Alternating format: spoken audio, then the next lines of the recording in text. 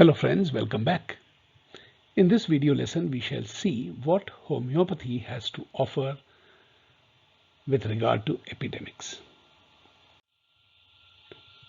I'm going to show you on the screen the World Health Organization statement dated 20th May 2020, which they posted on their Facebook page.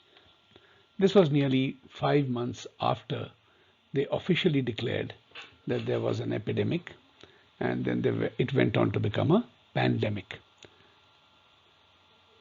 What World Health Organization said on 20th of May was that there are currently no drugs licensed for the treatment or prevention of COVID-19. While several drug trials are ongoing, there is currently no proof that hydroxychloroquine or any other drug can cure or prevent COVID-19. It's a very straightforward statement. No cure available 5 months into the crisis. Well, here is a timeline of 200 years as to what homeopathy contributed in epidemics. Back in 1813, which is more than 200 years ago, there was a typhus fever epidemic. This was during the Napoleonic Wars, and the mortality of homeopathy was just 2 deaths out of 180 cases which were being treated by homeopathy. The conventional treatment of that time had a mortality rate of 30%. In 1830, there was a cholera epidemic across Europe. The mortality rate of homeopathy was 9% in London and 7% in Bavaria, which is in Germany. The conventional mortality rate, by contrast, was anywhere between 40 to 80% depending on location. In 1854, there was another cholera epidemic in London.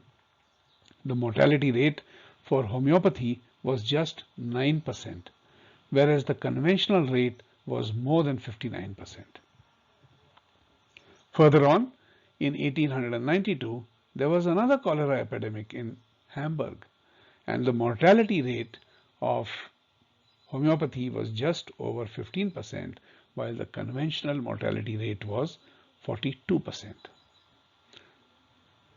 Closer to today, in 1957, in Buenos Aires, Argentina, there was an epidemic of polio, and the intervention used by the homeopaths over there was to provide a prophylactic drug called Lathyrus 30C. And what was recorded was that there was no registered case of the contagion in those areas where the prophylactic was used. There's a study done by Dr. Andre Sain, who is a Canadian homeopath and a naturopath as well, and he presented this paper in the year 2017 at the Liga conference, the LMHI. That's the International Conference of the League of Homeopaths. And this is a very interesting study, and I would encourage all of you to read that. In 2003, which is 14 years before he presented this paper, he began a review of over 10,000 references. It surveyed all epidemics since 1799 in which homeopathy was used. And he found that homeopathy had consistently better record in every epidemic. And that was regardless of the disease. What he surveyed in the literature and found was that homeopathy was effective in cholera, diphtheria, smallpox, typhoid, yellow fever, and pneumonia. All the homeopathic cases are very well documented and recorded. And finally, unlike vaccines, homeopathy does not take time to develop a remedy. Most often, that remedy is already available. Continuing further with the study of Dr. Andre Sain, he presented in his paper comparative mortality from pneumonia under PAA, which stands for pre-antibiotic allopathy. Because the main argument is that when we are talking about 200 years ago or 100 years ago. That was way back before the antibiotics were developed. But we shall use those numbers for comparison. The next thing that it says is expectancy, which means people who just expected to get better without any intervention or treatment. That is also given as a comparison. The acronym CCC stands for current conventional care, which means what is happening today. So this particular table has got the columns of treatment, name of the treatment, number of patients, number of recoveries, the survival rate, and the number of deaths, and from that is calculated the mortality rate. So under pre-antibiotic allopathy, the mortality rate was as high as 24.3. That means 1 out of 4 persons was dying, and you can confirm that with the numbers. There were 148,000 patients, out of which there were 112,000 recoveries, so that the survival rate was 75.7. Expectancy, once again, as I explained earlier, are those patients who did not take any treatment at all and they just expected to get better. Surprisingly, in the case of patients who come under the expectancy category, their mortality rate was in fact lower than the pre-antibiotic allopathy. In other words, there were just 21% people who died as compared to 24% plus in the case of PAA. Now, closer home, we come to the current conventional care. And he has limited these numbers in his paper to the community acquired pneumonia. So there were 33,148 cases, and out of that the total number of deaths were 4,541. In other words, the mortality rate was 13.7%. This is in present times, current conventional rate. Continuing further, during the same period of time, homeopathy in general had a mortality rate of just 3.4%.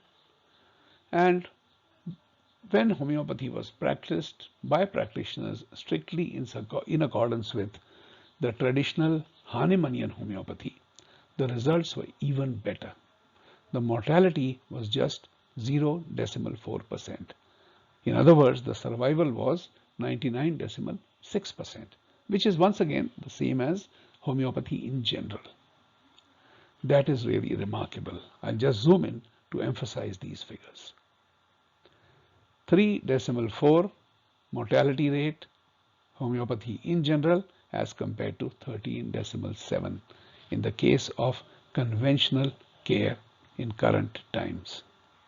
Hahnemannian homeopathy, of course, was even better, with the mortality rate less than 1% or less than 0.5% for that matter.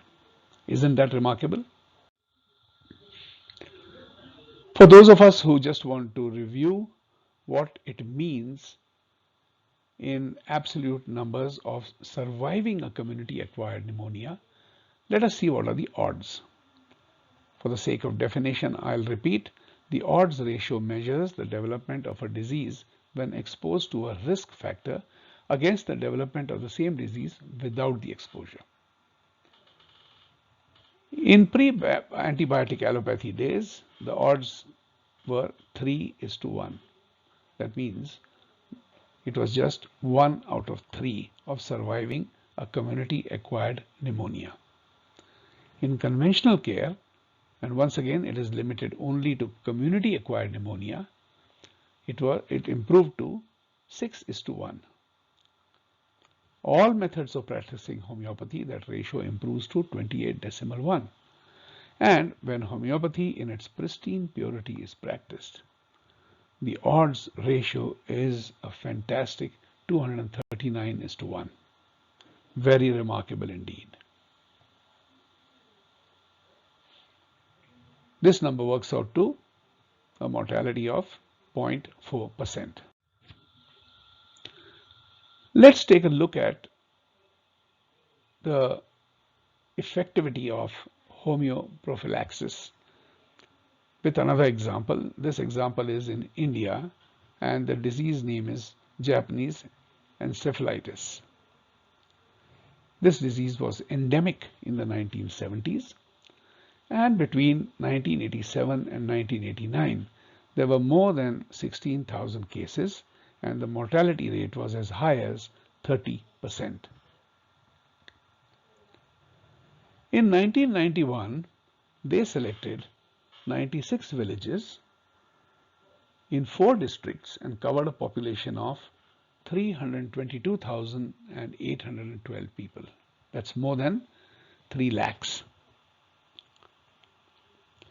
The prophylactic medicine used was a single dose of belladonna 200, just a single dose, which was distributed to 322,000 people in 4 districts of the worst affected 96 villages.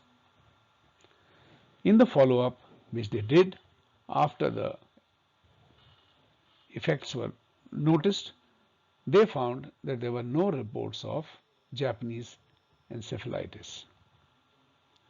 Besides, they also treated 223 patients who were not covered by prophylaxis because they were living in very remote areas, and they reached the hospital only when they were in a serious condition. So this just goes to show the efficacy of homeopathy when it comes to epidemics. Let's see this example of Cuba in the year 2007. There was a leptospirosis epidemic. This is a real bad disease. It is zoonotic, that means it is transmitted. The vectors are animal vectors, and it peaks during the rainy season. The symptoms are extremely variable. They are not just limited to one organ or one location of the body. It can appear as meningitis, pneumonitis, hepatitis, mastitis, nephritis, myocarditis, and in fact, it can even lead to multiple organ failure. The reported mortality, depending on location and severity, can be anywhere between 4 to 50%. In Cuba in the year 2007, they carried out a homeoprophylaxis, which means prevention of disease by providing homeopathic remedies. They covered 88% of the 2.4 million population in 3 high-risk provinces. They just gave 2 oral doses of Nozolep 200C at an interval of 7 to 9 days. That means they gave a single dose and followed it up again with a repetition about a week later. Now this is a nosode, and we shall be talking and explaining that in the later part of the course. But suffices to say that just 2 oral doses formed the whole prophylaxis exercise, covering 88% of the people in 3 high-risk provinces. They did a second round of dosage 10 to 12 months after the first one, with a higher potency of the nosode, and the name of that was Nozolep 10M. This time they covered 96% of the population. The disease incidence decreased by 84% in these provinces, and in those provinces where homeoprophylaxis was not carried out there or no other interventions provided, the incidence rate rose by 22%. And to top it all, the beauty of this whole exercise is that the cost of homeoprophylaxis is just 2% of a conventional vaccine, not taking into account the development cost. This is just the cost of the injections and providing the prophylaxis into these deep, remote areas. So friends, it's all about perception versus reality. The perception that people have about homeopathy is a mistaken perception, and the reality on the ground, which I just showed to you, is quite different. That brings us to the end of this lesson. So thank you very much, and we shall meet once again in the next lesson. So until then, bye bye.